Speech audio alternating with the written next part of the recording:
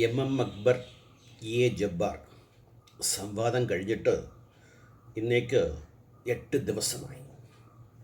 ഈ 8 ദിവസത്തിനുള്ളിൽ ഇസ്ലാമിക സാംസ്കാരിക മണ്ഡലത്തിൽ ആ സംവാദം ഉണ്ടാക്കി വെച്ച മാറ്റം, സംവാദങ്ങളുടെ ഒരു പരമ്പര തന്നെ സോഷ്യൽ മീഡിയയിലും അല്ലാതെയും തന്നെ അങ്ങേയറ്റം അരങ്ങേറി.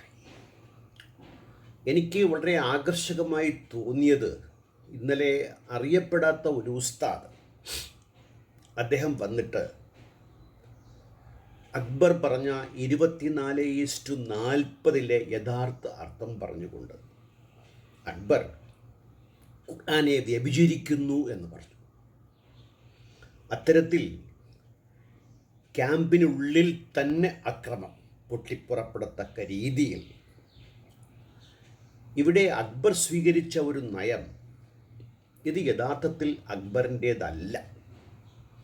അക്ബറിനേക്കാളും അഗ്രഗണ്യന്മാരായ അപ്പോളജിസ്റ്റുകൾ മുൻനിരയിലുണ്ട് ലോകത്തെമ്പാടും.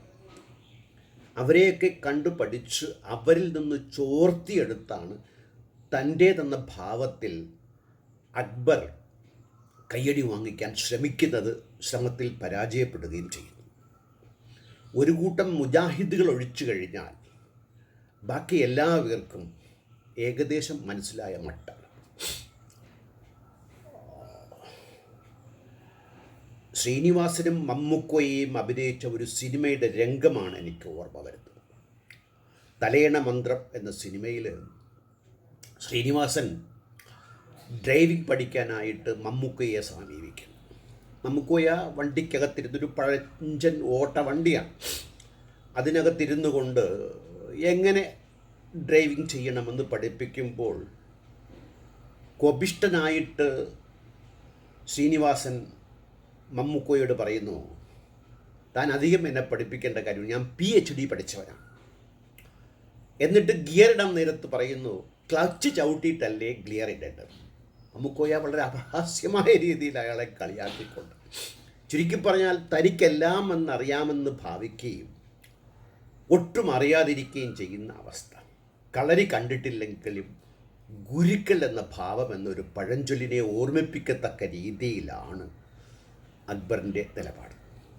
അക്ബർ ആ സംവാദത്തിൽ പറയുന്നുണ്ട്, ജബ്ബാർ മാഷിനോട് ചോദ്യം വന്നപ്പോൾ, എവല്യൂഷനുമായി ബന്ധപ്പെട്ടൊരു ചോദ്യം വന്നപ്പോൾ ആ ചോദ്യം തന്നെ പരമാബദ്ധമാണ്. പറ്റുമെങ്കിൽ ഒരവസരത്തിൽ ആ ചോദ്യത്തെ എടുത്ത് തന്നെ നമുക്ക് വിശകലനം ചെയ്യും. പരമാബദ്ധങ്ങളായ ചോദ്യമാണ്. എന്തായാലും ചോദ്യം ആ വഴിക്കും ഉത്തരങ്ങൾ ആ വഴിക്കും പോകാതിരിക്കാനായിട്ട് വളരെ സമർത്ഥമായ രീതിയിൽ ജബ്ബാർ മാഷ് പറയുന്നു, പരിണാമ സിദ്ധാന്തം എനിക്ക് പൂർണ്ണമായി അറിയില്ല, ഞാൻ കുറേയൊക്കെ മനസ്സിലാക്കിയിട്ടുണ്ട്, അതിൻ്റെ അടിസ്ഥാനത്തിൽ കുറേ വർത്തമാനം അദ്ദേഹം പറഞ്ഞു. ഇതിനെ വെച്ചുകൊണ്ട് അക്ബർ പിന്നീട് പരിണാമ സിദ്ധാന്തം പോലും അറിയാത്ത യുക്തിവാദി നേതാവ്, യുക്തിവാദി പ്രാസംഗികൻ. പരിണാമ സിദ്ധാന്തം വലിയൊരു മേഖലയാണ്, അനുദിനം പൊട്ടിപ്പൊട്ടുകൊണ്ടിരിക്കുന്ന. ഇന്ന് പോലും ദ ഹിന്ദുവിലൊരു വാർത്തയുണ്ട്, ഡ്രാഗൺ ഫ്ലൈ. അതെങ്ങനെയാണ് തൻ്റെ സന്താന ഉൽപ്പാദനത്തിന് വേണ്ടിയിട്ടുള്ള സ്പേമുകളെ മറ്റു മറ്റു എതിർ സെക്സിൽ സന്നിവേശിപ്പിക്കാനുള്ള മത്സരത്തിലെടുക്കുന്ന നിലപാടുകൾ, അങ്ങനെ ഉണ്ടാകുന്ന മ്യൂട്ടേഷൻസ്. ഇന്ന് ഹിന്ദുവിലെ ഒരു വാർത്തയാണ്, രാവിലെ ഞാനിപ്പോൾ വായിച്ചു. അങ്ങനെ അനുദിനം പുഷ്ടിപ്പെട്ടുകൊണ്ടിരിക്കുന്ന ഇവർക്ക് ഈ കളിമൺ സിദ്ധാന്തം തലയിൽ കയറി തലയിലെല്ലാം കളിമൺ ആയതുകൊണ്ട് ഇതൊന്നും അംഗീകരിക്കാൻ പറ്റില്ല. ഇവർ അംഗീകരിക്കണം ആർക്കും ഒരു നിർബന്ധവുമില്ല, അവരംഗീകരിക്കണ്ട. അവരുടെ അംഗീകാരത്തിനൊന്നും ആരും വാതിൽക്കൽ നിൽക്കുന്നില്ല, നിൽക്കത്തുമില്ല. പോട്ടെ. അങ്ങനെ ജബ്ബാർ മാഷിനെ കളിയാക്കിയ അക്ബറിന് ഓഷ്യാനോഗ്രാഫിയെക്കുറിച്ച് എന്തറിയാമെന്നേ? എന്തറിയാം ഇയാൾക്ക്? ഓഷ്യാനോഗ്രാഫി എന്ന വളരെ വളരെ സങ്കീർണമായ ഒരു സെക്ഷനെ ഇയാൾ എന്തിനു മനസ്സിലാക്കി? ഇയാൾ മനസ്സിലാക്കിയതാണോ? ഇയാൾ കണ്ടെത്തിയതാണോ? മറ്റു വല്ലവരും ഛർദ്ദിച്ചു വെച്ചത് എടുത്തു വിഴുങ്ങി വീണ്ടും വെറുതെ ഛർദ്ദിക്കുകയാണ്. അതിൻ്റെ നാറ്റം അസഹനീയമാണ്. ഇയാൾക്ക് എന്തറിയാം അതിൽ? ഇയാൾക്കൊരു ചുക്കും അറിയില്ല എന്നുള്ളതാണ് ഇതിൻ്റെ വാസ്തവം. എന്നിട്ടാണ് ജബ്ബാർ മാഷിനെ കുറ്റം പറയുന്നത്. ഇരുകാലും മന്ദൻ, ഒരു കാലം മന്ദൻ ഞാൻ ജബ്ബാർ മാഷിനെ പറയില്ല കേട്ടോ. മന്ദില്ലാത്ത ഒരുതിനെ നോക്കി മന്ദ എന്ന് വിളിക്കുന്നതിന് തുല്യമാണ് ഈ വീര യോദ്ധാവായ പണ്ഡിത ശിരോമണി അക്ബർ. എന്തു പറയാനെന്നേ. പോട്ടെ. ഇനി അത് കഴിഞ്ഞിട്ട് നമുക്ക് മറ്റൊരു വിഭാഗം ആളുണ്ട്. അതാരാണ്? അഞ്ജനം എന്നാൽ എനിക്കറിയാം മഞ്ഞൾ പോലെ വെളുത്തിരിക്കും. ഇത് വിശ്വാസികൾക്ക് ചേരുന്ന ഒരു പഴഞ്ചൊല്ലാണ്. ഈ അഞ്ജനം, അഞ്ജന കണ്ണെഴുതി ആലീല എന്നിരുന്ന പാട്ടിലെ അഞ്ജനം, കണ്ണെഴുതാൻ ഉപയോഗിക്കുന്ന മഷി, കറുപ്പ്, ഓയിലി, മഞ്ഞൾ, യെല്ലോ, വെള്ള.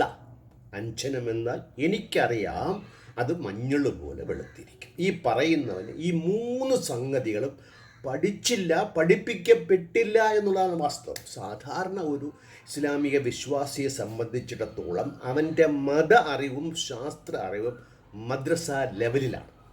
അത് കഴിഞ്ഞാൽ കുബുദ്ധികളായ വയറ്റുപിഴപ്പിന് വേണ്ടി എന്തും പാടി നടക്കുന്ന ഒരു പാടുകയാണ് കേട്ടോ, പ്രസംഗിക്കുകയല്ല.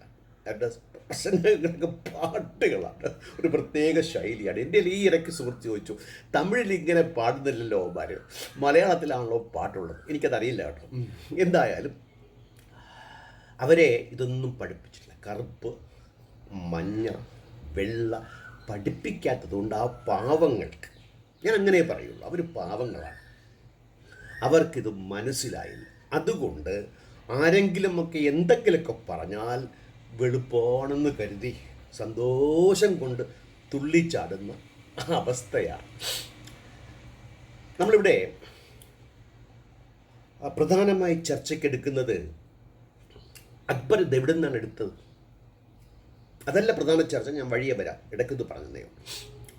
അതായത് islamic.guide.com എന്നൊരു സൈറ്റുണ്ട്, ഡിസ്കവറിങ് ഇസ്ലാം. അതിൽ ഡോക്ടർ സഹ്റുൽ നഗ്ഗാർ എന്നാണ് അദ്ദേഹം PhD ആണ് ജിയോളജിയിൽ, കിങ് സൗദ് യൂണിവേഴ്സിറ്റി ജദ്ദ. പിന്നെ ബാക്കി പറയേണ്ട കാര്യമില്ലല്ലോ. ശാസ്ത്രത്തെ എങ്ങനെ കൊണ്ടൊട്ടിച്ച് കഅബയിലേക്ക് കയറ്റി തൃപ്തിയടയാനുള്ള അദ്ദേഹത്തിൻ്റെ പ്രധാന ജോലി ഇജാസാണ്. ഇജാസ് എന്ന് വെച്ച് കഴിഞ്ഞാൽ ഖുർആനിൽ ശാസ്ത്രമുണ്ടോ എന്ന ഗവേഷണം നടത്താൻ വേണ്ടിയിട്ടുള്ളതാണ്. അക്ബർ പറയുന്നത് ഞങ്ങൾ അങ്ങനെയൊന്നും പറയുന്നില്ല കേട്ടോ, ഖുർആനകത്ത് ശാസ്ത്രമുണ്ടെന്ന വാദമൊന്നും ഞങ്ങൾക്കില്ല. മുമ്പ് ഈ വാദങ്ങളൊക്കെ ഉണ്ടായിരുന്നു. ഇതൊക്കെ ഖണ്ഡിച്ച് അങ്ങേയറ്റം നാണം കിട്ടപ്പോഴത്തേക്കും ഒറ്റ ട്രപ്പീസാണ്. ഞങ്ങളങ്ങനെ പറയുന്നില്ല, സൂചകങ്ങളേ ഉള്ളൂ എന്നാണ്. അങ്ങനെ പറഞ്ഞു കഴിഞ്ഞാലുള്ള അവസ്ഥ ഇതിനേക്കാളും പരിതാപകരമായിരിക്കുമെന്നതുകൊണ്ട് അത് ഉത്തമ ബോധ്യമുള്ള എനിക്കൊന്ന് ചോദിക്കാനുള്ളത്, എന്തിനാണ് നിങ്ങൾ ഈ ശാസ്ത്രത്തെയും മറ്റും കൂട്ടുപിടിക്കുന്നത്? നാസ, MIT, എന്തിനാണ് നാസയെ നിങ്ങൾ കൂട്ടുപിടിക്കുന്നത്? എന്തിനാണ് നിങ്ങൾ ശാസ്ത്രത്തെ കൂട്ടുപിടിക്കുന്നത്?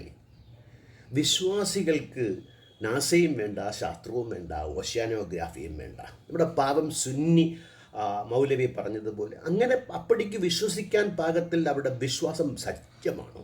അറിഞ്ഞുകൊണ്ടല്ലോ വിശ്വസിക്കുന്നത്. അറിയാത്തതിനെ വിശ്വസിക്കണമെന്ന് ഖുർആൻ തന്നെ പറയുമ്പോൾ അറിയാതെ തന്നെ വിശ്വസിക്കുന്നതാണ് വിശ്വാസമെങ്കിൽ അതിനകത്ത് ഇതൊക്കെ തിരികെ കയറ്റുന്നത് പാണ്ഡിത്യം തെളിയിക്കാനും അതിലൂടെ സുഖസൗകര്യമായി ജീവിതം മുന്നോട്ട് കൊണ്ടുപോകുവാനാണ്, അല്ലാതെ മറ്റൊന്നുമല്ലെന്നേ.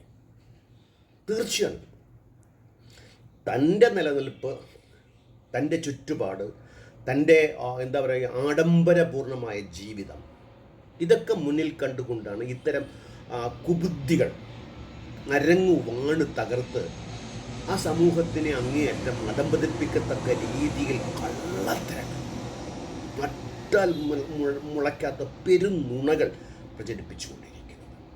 അദ്ദേഹത്തിൻ്റെ ഈ നഗ്ഗാറിൻ്റെ ജോലി ഇജാസ്, ഖുർആനിൽ ശാസ്ത്രസത്യം കണ്ടെത്തി. ഇതിങ്ങനെ മാറ്റി പറഞ്ഞാലും അങ്ങനെയുള്ള ആളുകൾ ഒരുപാട് പേരുണ്ട് കേട്ടോ. മൈക്രോസ്കോപ്പും പിന്നീട് ലെൻസുമായി നടക്കുകയാണ്. ഖുർആനിൽ എവിടെയാണുള്ളത്? പീസ് TV ഇതിൻ്റെ വലിയൊരു കേന്ദ്രമാണ്. അദ്ദേഹം പീസ്, സമാധാനം വിളമ്പി ഇപ്പോൾ സമാധാനക്കെടിൽ ഏതോ ഒരു രാജ്യത്തിലാണ്. പോട്ടെ. അക്ബറിൻ്റെ പ്രധാനമായ ചോദ്യം, ആഴക്കടലിൽ ഇരുട്ടുണ്ട്, ആ ഇരുട്ടിനെ പൊതിയുന്ന തിരമാലയുണ്ട്. ഇത് 24-40 ഇല്ല. കഴിഞ്ഞ 9-ാം തീയതിക്ക് ശേഷം ഞാൻ ഏറ്റവും കൂടുതൽ വായിച്ച, കേട്ട, ചിന്തിച്ച, ആലോചിച്ച ഒരു വാക്യമാണ് സൂറത്ത് നൂറിലെ 40-ാമത്തെ ആയത്ത്. അതിൽ പറയുന്ന ഉലുമാത്തിൻ ഫി ഫഹറിൻ ലുജ്ജിയൻ. ഇതിൻ്റെ അർത്ഥത്തെ വളരെ അമാന്യമായ രീതിയിൽ ഇല്ലാത്ത അർത്ഥം കൽപ്പിച്ചുകൊണ്ട്, ഇത് മുഹമ്മദ് ഖാൻ, ജബ്ബാർ, ലിയാഖത്ത്, ആരിഫ് ഹുസൈൻ അങ്ങനെ തുടങ്ങിയ എക്സ് മുസ്ലിം പറയുന്നതല്ലെന്നേ. തെളിവുണ്ട്. അതിവിടെ എടുത്ത് കോട്ട് ചെയ്യാത്തത് നമ്മുടെ വീഡിയോസ് അവരെടുത്ത് കോട്ട് ചെയ്യും, നമ്മൾ എതിർക്കാൻ പോകും. അവരുടെ വീഡിയോസ് നമ്മൾ കോട്ട് ചെയ്താൽ ചാനൽ പൂട്ടിക്കാൻ വേണ്ടിയിട്ടുള്ള എല്ലാ ശ്രമങ്ങളും നടത്തുന്ന വൃത്തികെട്ട പരിപാടിയുടെ വൃത്തികെട്ടവന്മാരായതുകൊണ്ട് നമ്മളതിലേക്ക് പോയി തുനിയുന്നു. സുന്നി ഉസ്താദ് പറഞ്ഞതാണ്, അക്ബർ ദയവ് ചെയ്ത് ഖുർആൻ വാക്യങ്ങളെ അതിൻ്റെ പടിക്ക് വിടുക. അത് വാസ്തവത്തിൽ ആ സ്റ്റേറ്റ്മെൻറ്റുമായിട്ട് ഞാൻ 100% യോജിക്കും. നിങ്ങളുടെ വയറ്റുപിഴപ്പിന് വേണ്ടിയിട്ട് പാപം വിശ്വാസികളുടെ വിശ്വാസ ഗ്രന്ഥമായ, അതിനകത്ത് പോരായ്മയുണ്ടെങ്കിൽ ഞങ്ങൾ വിമർശിക്കും, മറുപടി മാന്യമായ രീതിയിൽ പറയും. നിങ്ങൾ മറുപടി പറഞ്ഞില്ലെങ്കിലും വിശ്വാസികളൊക്കെ കൂണ്ടോടിളകി നാളെ മുതൽ യുക്തിവാദി സംഘത്തിൻ്റെ പടിക്കൽ മെമ്പർഷിപ്പ് എടുക്കാൻ നിൽക്കുമെന്നുള്ള യാതൊരു ധാരണയും ഈ ജന്മത്തിൽ വെച്ച് പുലർത്താൻ ഞങ്ങൾക്കാവില്ല. വിശ്വാസം അതിൻ്റെ വഴിക്കേ പോകും, അതിന് കാലമെടുക്കും. ഒരു ആൽവൃക്ഷം വളർന്നു വലുതായി പന്തലിക്കണമെങ്കിൽ ഇത്ര കാലം വേണ്ടി വരും, ഇത് ചെറിയൊരു കുരുവിൽ നിന്ന് പൊട്ടി വരാൻ വേണ്ടി. അത് തന്നെയാണ് ഇവിടെ സംഭവിച്ചുകൊണ്ടിരിക്കുന്നത്. എങ്കിൽ അക്ബറിൻ്റെ വാദം ഇതാണ്, ലുലുമാത്തിൻ ഫി ബഹറിൻ ലുജ്ജിയിൻ. ഇത് സമുദ്രാന്തർഭാഗത്ത് ഇരുട്ടുണ്ടെന്നും അത് മുഹമ്മദിന് മുമ്പ് അറിയില്ല, അതിന് ശേഷമാണ് കണ്ടെത്തിയത്. നമ്മളിവിടെ ഖുർആനിക വാക്യങ്ങളെ തന്നെ ഈ വാദത്തെ ഖണ്ഡിക്കാൻ വേണ്ടിയിട്ട് അക്ബർ പറഞ്ഞ ഈ വാദത്തെ കള്ളവാചകമാണ്, വളച്ചൊടിക്കലാണ്, ഇല്ലാത്ത അർത്ഥം കൽപ്പിക്കുകയും അതിൽ സഹികെട്ടാണ്ടാണ് സുന്നി പണ്ഡിതൻ വീഡിയോയുമായി രംഗത്ത് വന്നത്. മുസ്ലിം സമൂഹം ആകെ തൻ്റെ പിന്നിൽ അണിനിരന്നുവെന്നും വളരെ ഐക്യമുണ്ടായി എന്നും കൊട്ടിഘോഷിക്കുന്ന ഗ്രൂപ്പിനകത്ത് നിന്ന് തന്നെയാണ് മതത്തെ അങ്ങേയറ്റം മനസ്സാ വാച സ്നേഹിക്കുന്ന, അവിടെയാണ് സുന്നികൾക്ക് അങ്ങനെ പ്രത്യേകതയുണ്ട്. അവർ മനസ്സാ വാച അറിയാത്തത് കൊണ്ടും അതിൻ്റെ പോരായ്മകൾ മനസ്സിലാക്കാത്തത് കൊണ്ടും ഇന്നിൻ്റെ തനതായ രീതിയിൽ നിന്ന് അതിനെ നോക്കിക്കാണുന്നത് കൊണ്ടുമാണ് സുന്നികൾ അതിനെ അത്രത്തോളം ആത്മാർത്ഥമായി കാണുന്നത്. ഇപ്പം മുത്തേടം അദ്ദേഹം ഏതോ ഒരു ലോകത്ത് വിശ്വസിക്കുന്നതിനെ ശരിയെന്ന് വിശ്വസിച്ചുകൊണ്ട് ഗ്രന്ഥങ്ങളെ നോക്കി, ഇക്കാലത്തിന് യോജിക്കാത്തതാണെങ്കിലും വിശ്വാസികൾക്ക് യോജിക്കുന്നത് കൊണ്ട് അദ്ദേഹം പറയും. താല്പര്യമുള്ള വിശ്വാസികൾ കേൾക്കുന്നു. അത് റോഡിൽ തെരുവിലെത്താത്തിടത്തോളം കാലം ആർക്കും ഒരു പ്രശ്നവും ഇല്ല എന്നാണ് എൻ്റെ ഒരു ധാരണ. അപ്പം 55-ാമത്തെ അധ്യായത്തിൽ 24 മുതൽ 25 വരെയുള്ള വാചകങ്ങളിൽ ഖുർആൻ പറയുന്നത്, സമുദ്രത്തിൽ പർവ്വതസമാനം ഉയർന്നു നിൽക്കുന്ന കപ്പലുകൾ അവൻ്റേതാണ്. കപ്പലുകളുണ്ട്, അത് പർവ്വതസമാനം ഉയർന്നു നിൽക്കുന്നു, അത് അള്ളാഹുവിൻ്റേതാണെന്നാണ് ഖുർആൻ പറയുന്നത്. ഇപ്പം മുഹമ്മദ് നബിക്ക് മുമ്പുള്ള അറബികൾക്ക് കപ്പൽ യാത്രയുണ്ടായിരുന്നു എന്നും അത് പ്രോട്ടോടൈപ്പിലുള്ള കപ്പലുകളായിരുന്നില്ല, വികസിതമായ കപ്പലായിരുന്നു എന്നതിൻ്റെ തെളിവാണ് പർവ്വത സമാനം എന്ന വാക്ക്. ചെറുതുണ്ടായിരിക്കാം, വലുതുമുണ്ട്. അതുകൊണ്ടാണ് ഖുർആൻ അങ്ങനെ പറഞ്ഞത്, പർവ്വത സമാനം. അപ്പോൾ ഒരു പ്രോട്ടോടൈപ്പ് അല്ലാത്ത കുറേ വികസിതമായ, ഇന്നിൽ നിന്നും വ്യത്യസ്തമാണെങ്കിൽ പോലും അന്ന് വികസിതമായ ഒരു കപ്പൽ, ഷിപ്പ്. അപ്പം കടലിനെക്കുറിച്ച് അറിയില്ലേ, അത് ആഴക്കടലിലേക്ക് യാത്ര ചെയ്യണ്ടേ? എൻ്റെ അറിവിൽ തെറ്റുണ്ടെങ്കിൽ തിരുത്തുക. 50,000 വർഷങ്ങളായി നാവിഗേഷൻ വശമുള്ള ആളുകളാണ് അറബികൾ. അതുകൊണ്ട് ഈ പറയുമ്പോൾ മറ്റുള്ളത് കൂടെ മനസ്സിലാക്കാൻ വേണ്ടി അങ്ങനെ മനസ്സിലാക്കാൻ ശ്രമിക്കാത്തതല്ല. വളച്ചൊടിക്കുമ്പോൾ ഇത് കള്ളത്തരമാണ് 100% മനസ്സിലാക്കിക്കൊണ്ട് വഞ്ചനാപരമായ നിലപാടാണ് ഈ അപ്പോളജിസ്റ്റുകൾ, ഈ പുത്തൻ കൂറ്റുകാർ, വഹാബികൾ, ജമാഅത്തുകാർ എടുക്കുന്നതെങ്കിൽ സുന്നികൾ അങ്ങനെ അല്ല. മുഹമ്മദിന് ശേഷം കണ്ടെത്തിയതാണോ എന്നാണ് ചോദ്യം. ഇങ്ങനെ ആഴക്കടലിലെ ഇരുട്ടുകൾ മുഹമ്മദിന് ശേഷം ആരെങ്കിലും കണ്ടെത്തിയിട്ടുണ്ടോ? മുഹമ്മദിന് മുമ്പുണ്ടായിരുന്നു? അതാണ് പ്രസക്തമായ ചോദ്യമെങ്കിൽ 55 തന്നെ 22 മുതൽ 23 വരെയുള്ള വാചകങ്ങൾ സൂറത്തുർ റഹ്മാനാണ്.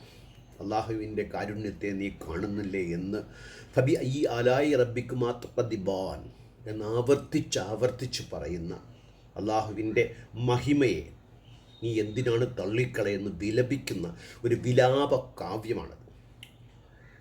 ഈ സമുദ്രങ്ങളിൽ നിന്ന് മുത്തും പവിടവും ലഭിക്കുന്നു. അതിനാൽ ഓ മനുഷ്യരെ, ജിന്നുകളെ, നിങ്ങളുടെ റബ്ബിൻ്റെ കഴിവിനെ ഏതേതു തികവുകളെയാണ് നിങ്ങൾ തള്ളിപ്പറയുക. അപ്പോൾ സമുദ്രത്തിൽ പോയിരുന്നുവെന്നും മുത്തും പവിഴവും ലഭിക്കുന്നു എന്നാണ് പറഞ്ഞത്. ലഭിച്ചിരുന്നു, ലഭിക്കും എന്നല്ല പറഞ്ഞത്. ഫ്യൂച്ചർ ടെൻസ് അല്ല, പ്രസൻറ്റ് ടെൻസാണ്. അറിവുള്ള കാര്യമാണ് പറഞ്ഞത്. ചോദ്യത്തിന് ഉത്തരമായോ? വലിയ യമണ്ടൻ ചോദ്യമായിരുന്നു. നബിക്ക് മുമ്പ് അറിയാമായിരുന്നോ നാടോടികൾക്ക്? നാടോടികൾക്കും അറബികൾക്കും മാലോകർക്കും അറിയാമായിരുന്നു അക്ബറേ. ഇങ്ങനെ നിങ്ങൾ എന്തിനാണ് ഒരു സമൂഹത്തെ ആകെ വഞ്ചനാപരമായ. ഇനി ഈ മുത്തെടുക്കാൻ പോകുന്നവരുടെ അവസ്ഥ ഒന്ന് നോക്കാം. 30 മീറ്റർ വരെ താഴോട്ട് പോയാൽ മാത്രമേ 100 ഫീറ്റ് 100 ഫീറ്റ്സ്, അതാണ് 30 metre. In order to find enough pearl oysters, free divers were often forced to descend depths over 1,000 feet, 30 meters on a single breath, exposing them to the dangers of hostile creatures. ഒറ്റ ശ്വാസത്തിൽ 30 അടി വരെ മുങ്ങാൻ പാകത്തിലുള്ള 30 metre വരെ മുങ്ങാൻ പാകത്തുള്ള വൈദഗ്ധ്യമുള്ളവർക്ക് മാത്രമേ മുത്തും പവിഴവും അടിത്തട്ടിൽ നിന്ന് എടുക്കാൻ പറ്റൂ. ഈ ഖുർആൻ പറയുന്ന മുത്തും പവിഴവും ലഭിക്കുന്നു എന്ന് പറയുമ്പോൾ, ലഭിച്ചിരുന്നു എന്ന് പറയുമ്പോൾ എടുത്തിരുന്നു എന്ന് അർത്ഥം വരുമെങ്കിൽ ഇവർക്ക് 30 അടി വരെ 30 മീറ്റർ വരെ താഴെ പോകാൻ സാധിക്കുമെങ്കിൽ അവിടെ ഇരുട്ടെന്ന് മനസ്സിലാക്കാൻ യാതൊരു ബുദ്ധിമുട്ടുമില്ല. 5 മീറ്റർ താഴെ പോയാൽ ഇരുട്ടാണ്. 5 മീറ്റർ സമുദ്രത്തിൻ്റെ തുടക്കത്തിൽ, അതിൽ നിന്ന് അങ്ങോട്ട് പൊക്കഴിഞ്ഞാൽ പിന്നെ ഇരുട്ടാണ്. ഇരുട്ടിൻ്റെ പടലങ്ങളൊക്കെ ഉണ്ട്. അത് അക്ബർ പറയുന്നു. ഇതുമായി ഈ വാചകവുമായി 24-40 സൂറത്തുൻ നൂറിലെ 40-മായി യാതൊരു ബന്ധവുമില്ലാത്ത. അപ്പം അറബികൾക്ക് മുമ്പ്, നബിക്ക് മുമ്പ് ഇതറിയാമായിരുന്നു. ഇത് തെളിഞ്ഞില്ലേ? വാദം പൊളിഞ്ഞില്ലേ? ആഴക്കടലിൽ അന്ധമാണെന്ന നാടോടികൾക്ക് അറിയാമായിരുന്നു. For thousands of years, most seawater pearls were retrieved by divers working in the Indian Ocean in areas such as Persian Gulf, Red Sea and the Gulf of Mannar. ഇതൊക്കെ അന്നേ കാലങ്ങളിൽ നടന്നിട്ടുള്ളതാണ്. മാത്രമല്ല ഇതൊക്കെ പഴയ ഗ്രന്ഥങ്ങളിൽ വരെ രേഖപ്പെടുത്തപ്പെട്ടിട്ടുണ്ട് എന്നാണ് രേഖപ്പെടുത്തപ്പെട്ട വസ്തുതകളുണ്ട്. ഈ ഓഷ്യാനോഗ്രാഫി തേടിപ്പോയപ്പോൾ ഈ പാവത്തിന് ഇതൊന്നും കണ്ണിപ്പെട്ടില്ല. നമ്മളൊന്ന് ചെറുതായി തപ്പിയപ്പോൾ കിട്ടിയ കാര്യങ്ങളാണ് നമ്മളിവിടെ പറയുന്നത്.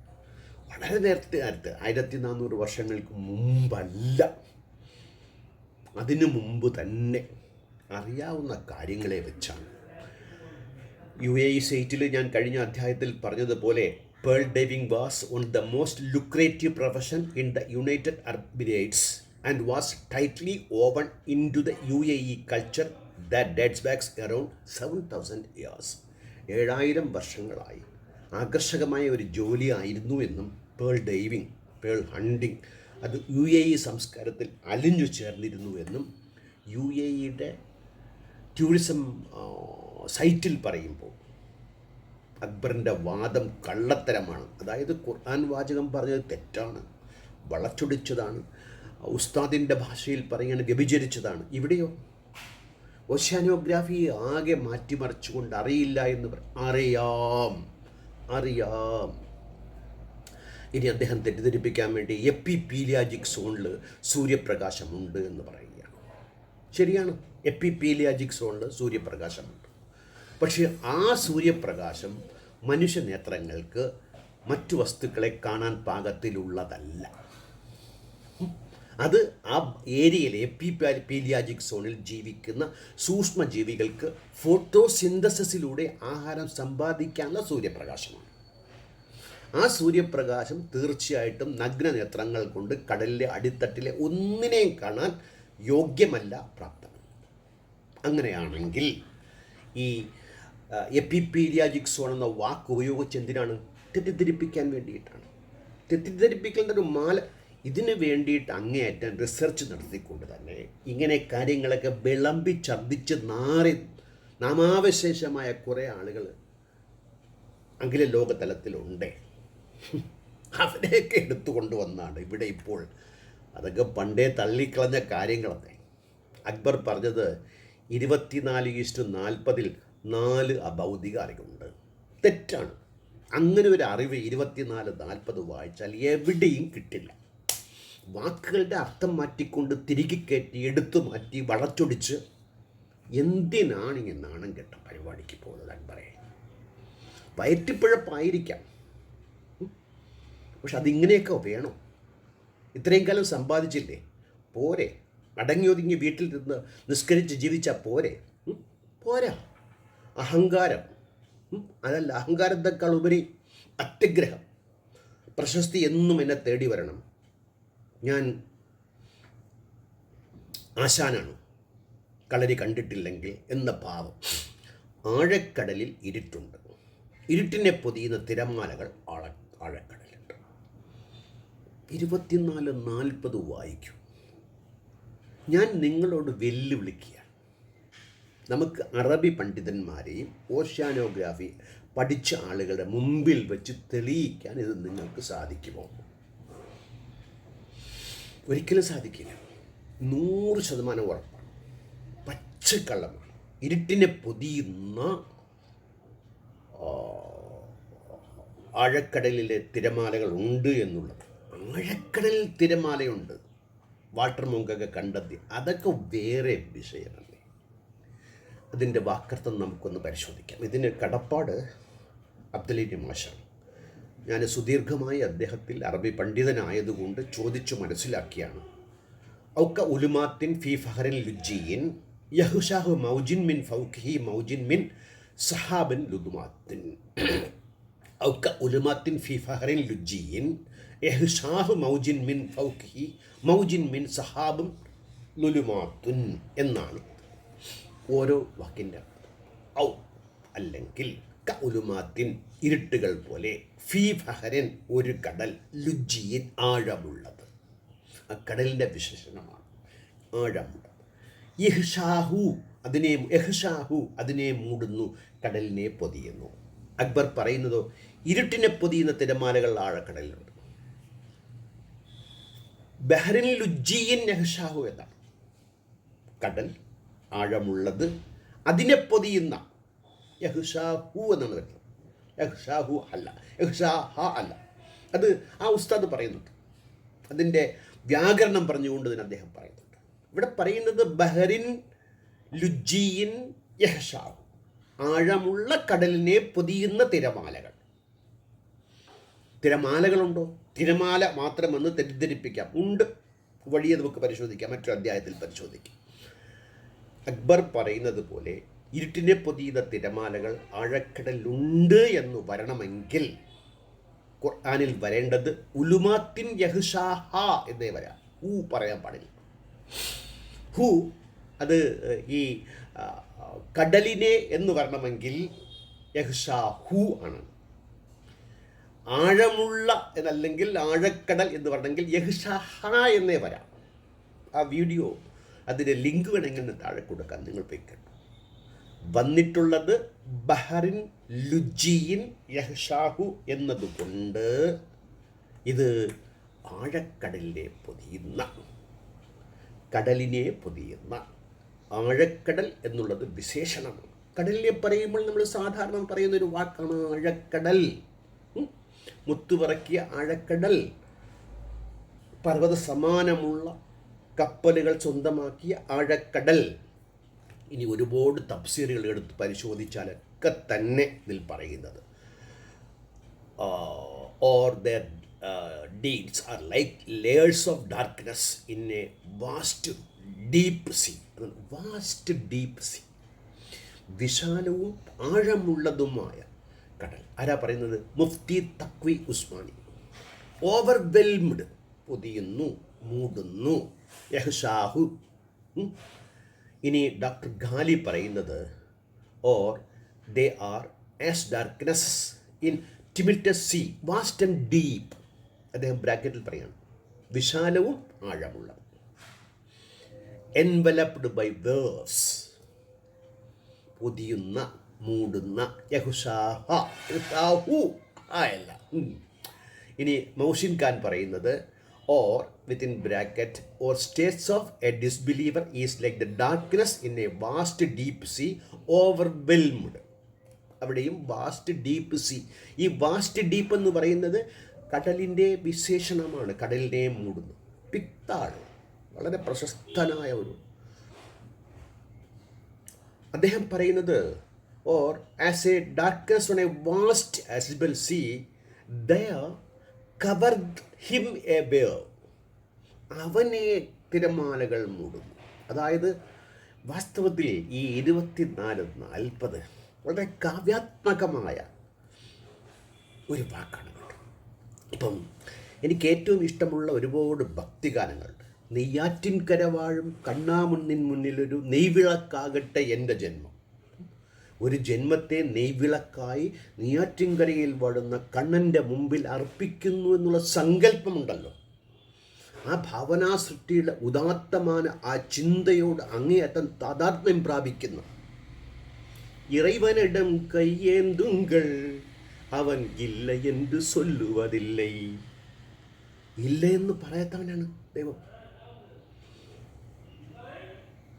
അങ്ങനെ ഒരുപാട് പാട്ടുകൾ എടുത്ത് നോക്കുകയാണെങ്കിൽ അതിൽ കാവ്യാത്മകതയുണ്ട്. അത് രസിക്കാൻ പാകത്തിലുള്ള ബ്രെയിൻ നമുക്കുണ്ട്, നമ്മൾ രസിക്കും. എനിക്ക് ഏറ്റവും ഇഷ്ടമുള്ളത് മുസ്ലിം പാട്ടുകളും ഭക്തിഗാനങ്ങളും ഒക്കെയാണ്. യേശുദാസിൻ്റെയൊക്കെ കണ്ണൻ്റെ പാട്ടുകളൊക്കെ വളരെ രസിച്ച് കേൾക്കുന്ന, പല ആവർത്തിച്ച് എൻ്റെ ഫേവറേറ്റ് സോങ്സിൽ ഇതൊക്കെ ഉണ്ട് കേട്ടോ. അങ്ങനെ വരുമ്പോൾ ഈ ഖുർആനിക വാക്യം ഒരു കാവ്യാത്മകമായ ഒന്നാണ്. അതിന് ആ രീതിയിൽ കാണുക, അതുകൊണ്ട് യാതൊരു കുഴപ്പവുമില്ലെന്നേ. വളരെ നല്ല ഒരു എന്താ പറയുക, ഒരു ഉപമയാണത്.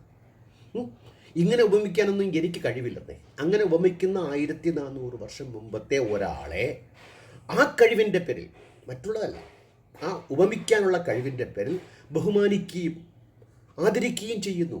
അതാരായാലും ശരി, ഈ നെയ്യാറ്റിൻകര വാഴും എഴുതിയ ആളുൾപ്പെടെ ഒക്കെ ഇവരൊക്കെ സമാനരെന്നാണ് ഞാൻ കണക്കാക്കുന്നത് കേട്ടോ.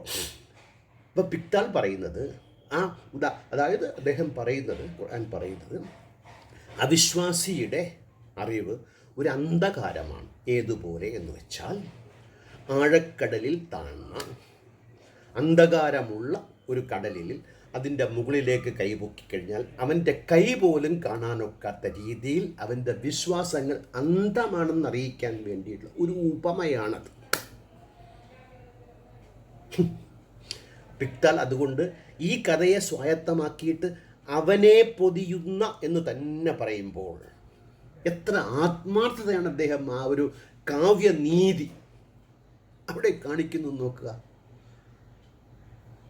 അതുകൊണ്ട് യൂസഫ് അലിയും പറയുന്നത് പോലെയാണ്, is like the depth of darkness in a vast deep ocean overwhelmed. ഞാൻ പറഞ്ഞ അർത്ഥം തന്നെയാണ്. Sahih International, like darkness within unfathomable sea which is covered by waves. Sea covered by, അങ്ങനെയാണെങ്കിൽ അങ്ങനെ ഒരുപാട് ഞാൻ കുറേ എടുത്ത് നോക്കി, നൂറുകണക്കിന് അർത്ഥവ്യാഖ്യാനങ്ങളെ നോക്കുമ്പോൾ ഇതുതന്നെയാണ് മൗദൂദി ഉൾപ്പെടെയുള്ള ആളുകൾ പറഞ്ഞിട്ടുള്ളതാണ്.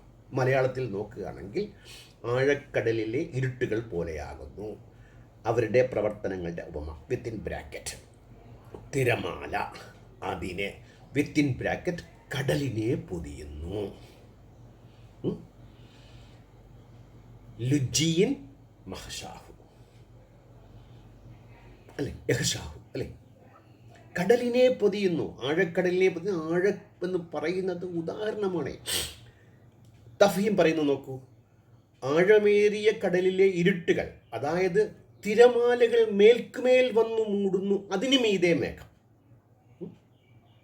തഫീം പറയുന്നതാണ്, ജമാഅത്തെ ഇസ്ലാമിക്കാരുടെ സൈറ്റാണ്.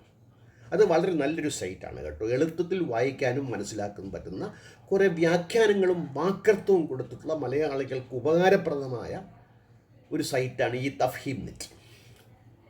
അതിൽ പറയുന്ന അല്ലെങ്കിൽ പിന്നെ അവൻ്റെ ഉപമ എങ്ങനെയാകുന്നു, ആഴമേറിയ കടലിലെ ഇരുട്ടുകൾ, അതായത് മേൽക്കുമേൽ വന്നു മൂടുന്നു, അതിനു മീതെ മേഘം. വന്നു മൂടുന്ന തിരമാലകൾക്ക് മേൽ മേഘമെങ്കിൽ ജബ്ബാർ മാഷ് ചോദിച്ച ഒരു ഭയങ്കരമായ ചോദ്യമല്ലേ, ആഴക്കടലിൽ എവിടെയാണ് അക്ബറെ കാർമേഘം? മുജാഹിദുകളൊക്കെ ഭയങ്കരമായി അലറി വിളിച്ച് സോഷ്യൽ മീഡിയ എടുത്തെറിഞ്ഞ് പ്രകമ്പനം കൊള്ളിച്ചുകൊണ്ട് ജബ്ബാർ തോറ്റേ, എവിടെയാണ് ആഴക്കടലിൽ കാർമേഘമെന്ന് ചോദിച്ചേ. ബുദ്ധിയെ പണയം വെച്ചവരോട് എന്തും പറയാം, ഒന്നും പറയാൻ പറ്റില്ലെന്നേ. നമ്മൾ സഹതിപ്പിക്കുക, പരിതപിക്കുക എന്നല്ലാതെ നമുക്കിതിനകത്തൊന്നും ചെയ്യാനുള്ളതാണ്. ഇനി ഈ ബാറ്റിസ്ഫിയറൊക്കെ അദ്ദേഹം ഇവിടെ കൊണ്ടുവന്ന് ഒരുപാട് വിളമ്പുന്നുണ്ട്. ഇതൊക്കെ അലക്സാണ്ടറിൻ്റെ കാലത്ത് തന്നെ അറിയാവുന്ന കാര്യമാണ്. അലക്സാണ്ടർ ബാറ്റിസ്ഫിയർ എന്നുള്ളത് ഉപയോഗിച്ചിരുന്നു എന്ന് ഞാനിത് സ്ലൈഡ് കാണിക്കാം. എങ്ങനെ was the bathysphere used much earlier by Alexander the great. The beginnings of the diving belt are primitive but functional devices, containers such as buckets and cauldrons. These devices trapped air when inverted and were placed over the driver's head before he entered the water.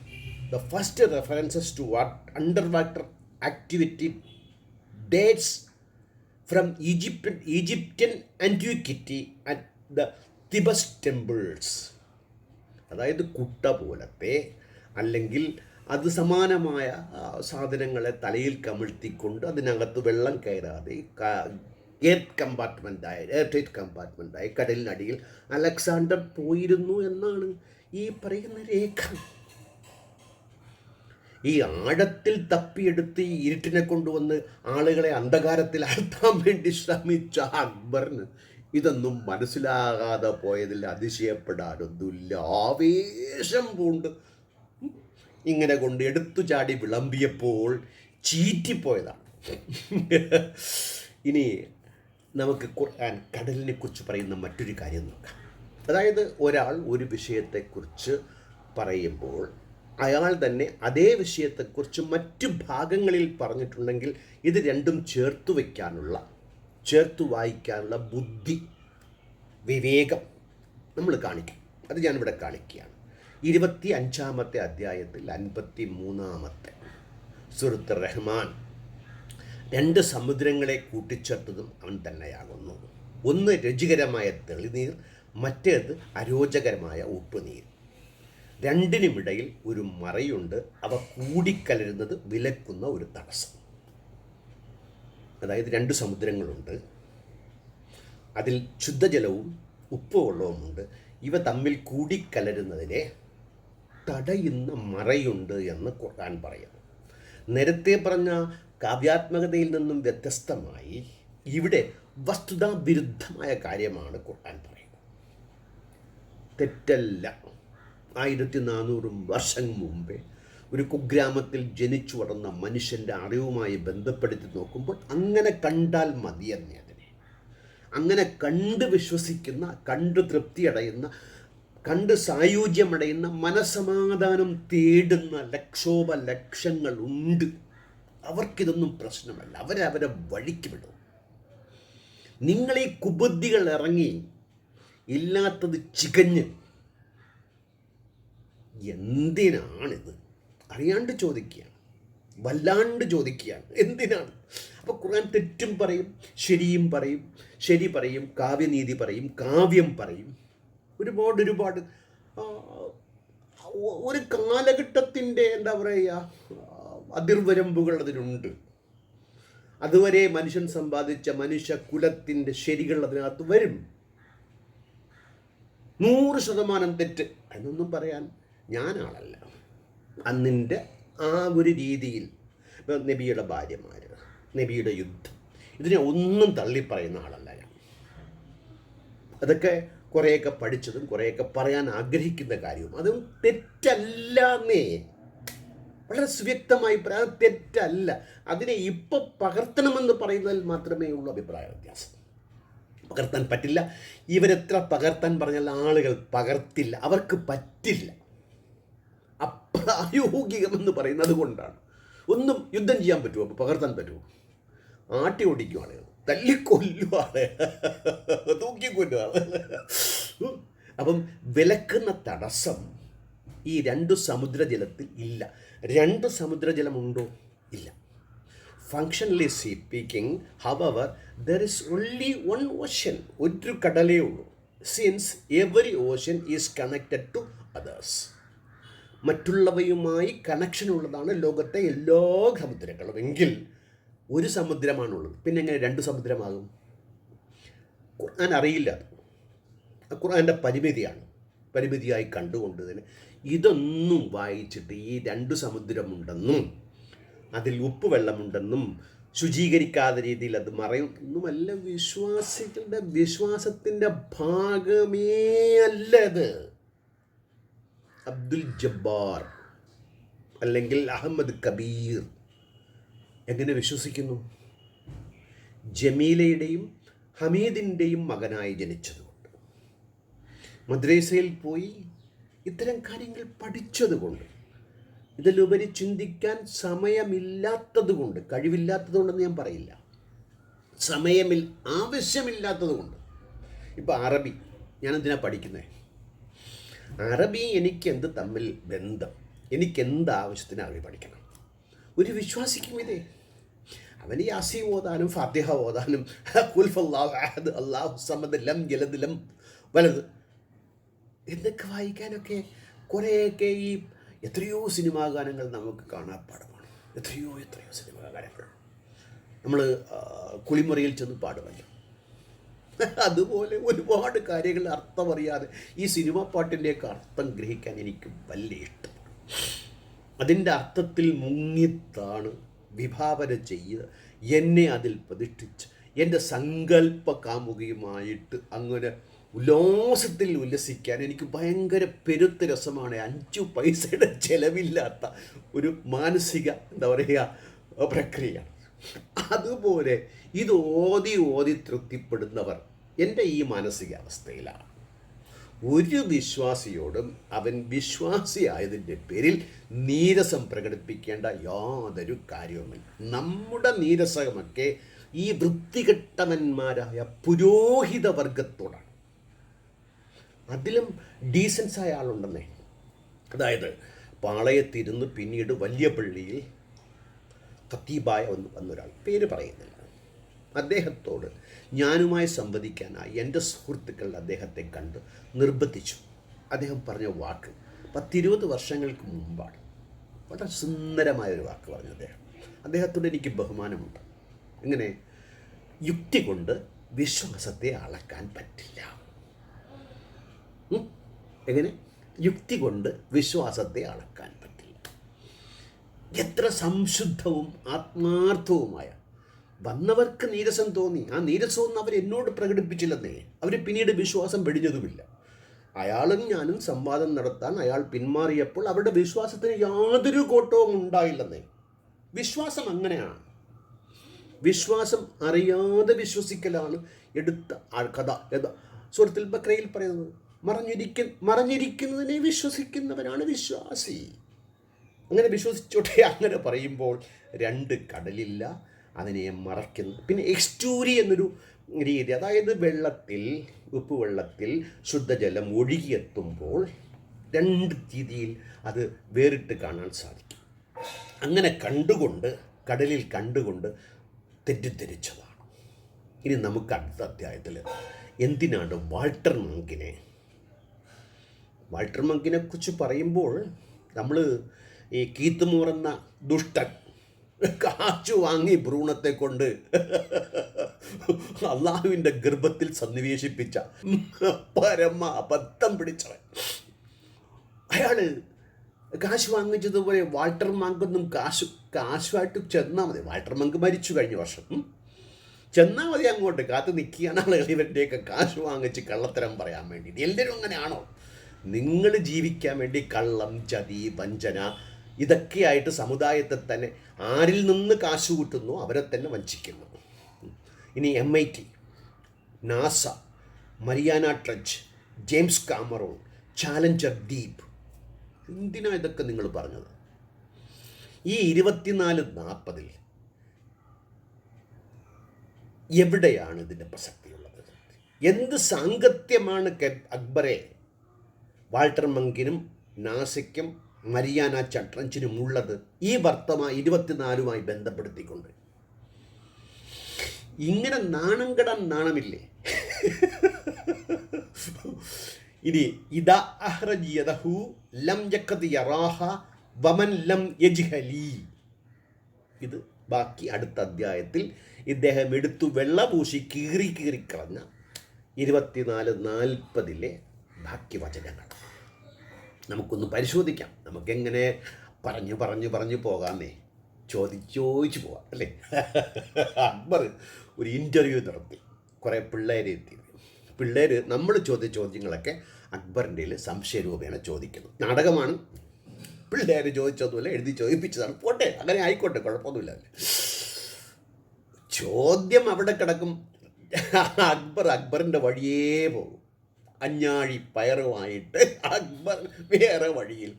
ആ interview ഞാനിങ്ങ് എടുക്കുകയാണ്, തൃശ്ശൂർ എടുത്തതുപോലെ ഞാനിങ്ങ് എടുക്കുകയാണ്.